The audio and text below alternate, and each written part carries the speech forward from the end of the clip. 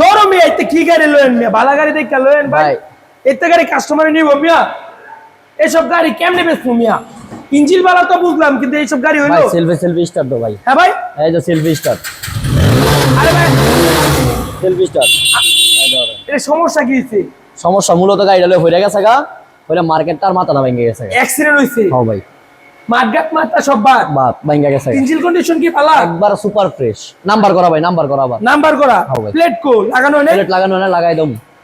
Number করা তো sure 100%। কার গাড়ি এটা? ভাই মূলত আমার এক বড় ভাইয়ের গাড়ি আর কি।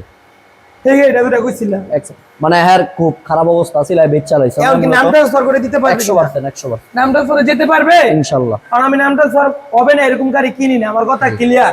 ফার্স্ট মালিক ভাই, ফার্স্ট ফার্স্ট মালিক। পার্টি। জি জি, এই গাড়িটা আমাদের অনেক ভাই নিয়ে আসছে।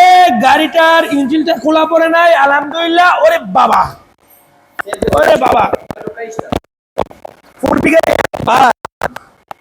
ভাই।